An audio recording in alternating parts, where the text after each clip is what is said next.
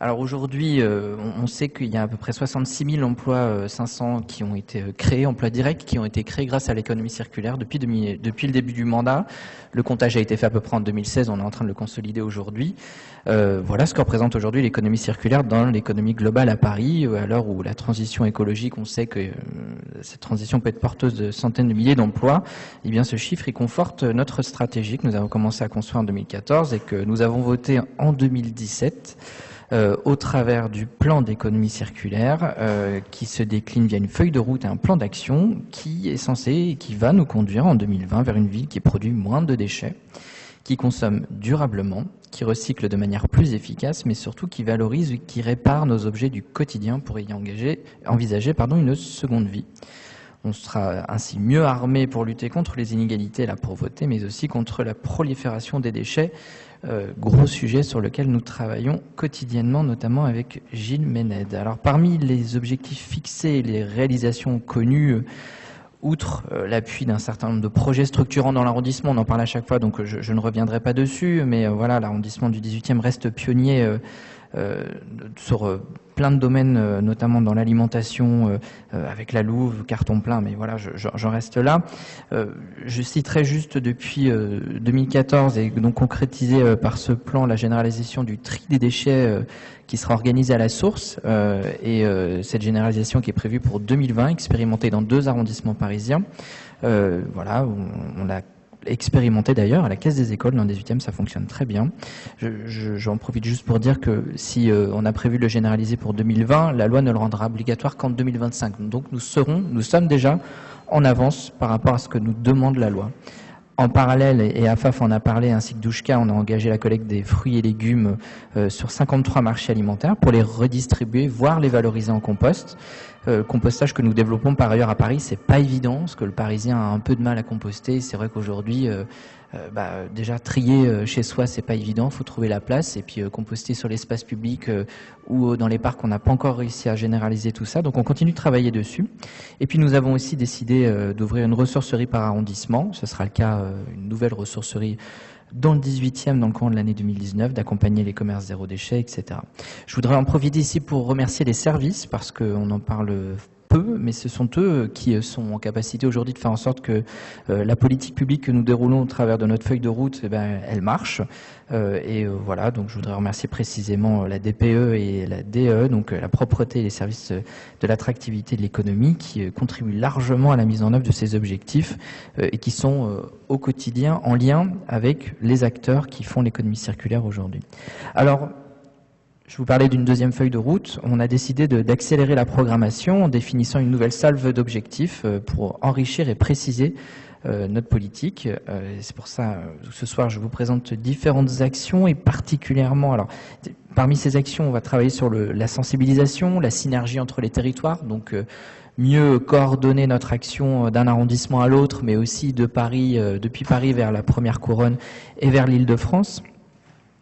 Mais nous allons travailler aussi sur la consommation responsable ou encore le réemploi. Je mettrai juste l'accent sur 3 thématiques que nous allons suivre un peu plus particulièrement dans le 18e, en tout cas sur lesquelles nous allons travailler. D'abord une mairie exemplaire en lien avec les services, puisque nous allons travailler sur le réemploi et les échanges de mobilier professionnel entre les services et entre les mairies. On va engager la sortie du plastique. Nous l'avons voté récemment au Conseil de Paris. Il va falloir maintenant y aller. Vous voyez qu'ici d'ailleurs nous avons des verres en verre et non plus en plastique.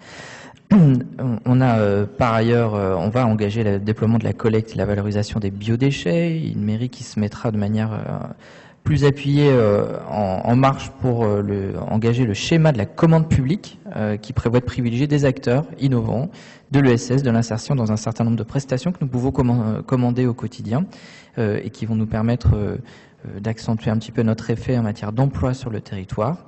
L'idée, c'est de faire en sorte que les 55 000 agents de la mairie puissent participer à cet effort d'exemplarité et qu'ils puissent envoyer avec nous un exemple fort à tout le monde et aux acteurs.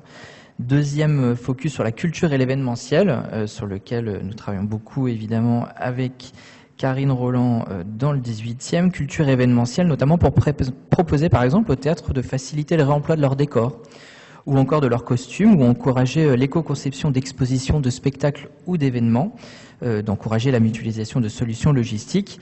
On en parle souvent ici, mais nous avons déjà engagé ce sujet avec la fête des vendanges qui tend progressivement vers le zéro déchet. Voilà, d'une année sur l'autre, on progresse et cette nouvelle feuille de route va nous aider encore plus à progresser vis-à-vis du futur prestataire qui sera choisi, puisqu'il aura un cadre encore plus clair pour pouvoir avancer. Enfin, je parlerai de la mode éthique et de la mode circulaire que nous allons mettre à l'honneur dans les mois qui viennent, puisque nous allons beaucoup travailler avec ces acteurs du développement économique dans nos quartiers pour accompagner leur transition vers plus de recyclage.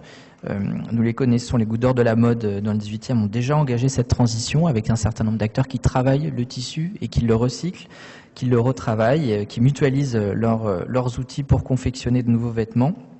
Je citerai par ailleurs la Draft, qui est un nouvel acteur de l'arrondissement, 3 jeunes qui se sont lancés dans la mode à partir de tissus recyclés qui sont assez innovants et assez sympas. Voilà. Enfin, un focus sur les accorderies dans le cadre de différentes subventions là, que je vous propose de voter à la suite de cette présentation de la feuille de route économie circulaire. D'abord, un focus sur les accorderies qui contribuent largement au déploiement de ce qu'on appelle les monnaies locales complémentaires. L'idée, c'est de trouver des systèmes qui permettent de faciliter les échanges, non plus forcément avec du sonnant et trébuchant, mais pourquoi pas avec un échange de services. Dans le 18e, c'est l'accorderie qui est portée par le Petit Nez qui est concerné par ce dispositif. Et là, l'idée, c'est d'accorder des subventions à 3 accorderies, plus l'accorderie portée par le Petit Nez, pour faire en sorte de développer ces monnaies complémentaires. Et puis enfin, pour conclure mon propos, un focus sur une association qui s'appelle Coup de Main, qui œuvre à l'insertion des populations exclues et qui exploite une ressourcerie dans le 20e. Alors vous me direz pourquoi nous parlons d'une 20e ici. Eh bien parce que le mètre carré est cher et compliqué à trouver et que quand on lance une ressourcerie, il faut trouver à la fois un lieu de production, de revalorisation, mais un lieu de stockage. Il se trouve que la ressourcerie Coup de Main stocke et trie une part de son gisement prélevé sur tout Paris et notamment dans le nord-est parisien, dans le 18e, à la porte de la Chapelle. Vous n'êtes pas sans savoir qu'à la perspective des JO de 2024 va faire nettement évoluer la porte de la Chapelle et que le site en question va disparaître. Et donc il va falloir leur trouver des nouveaux locaux. Ces nouveaux locaux, on les a trouvés à Cap 18, qui se trouve porte d'Aubervilliers. Alors le petit détail, c'est qu'ils occupaient jusque-là les locaux pour un loyer assez symbolique. On connaît un peu la gourmandise de Cap 18 sur les loyers qu'ils pratiquent dans l'occupation. Et donc c'est pour ça que dans la veine de ce que nous faisons déjà depuis un certain temps dans l'appui des structures de l'économie sociale et solidaire et de l'économie circulaire, on va les appuyer en vous proposant de verser une subvention de fonctionnement pour pallier ce différentiel entre le loyer symbolique qui était au départ et le loyer qui est réclamé aujourd'hui par la foncière des régions qui gère Cap 18. Voilà pour tous ces enjeux, j'ai été un peu rapide, mais je suis évidemment à votre disposition pour des compléments.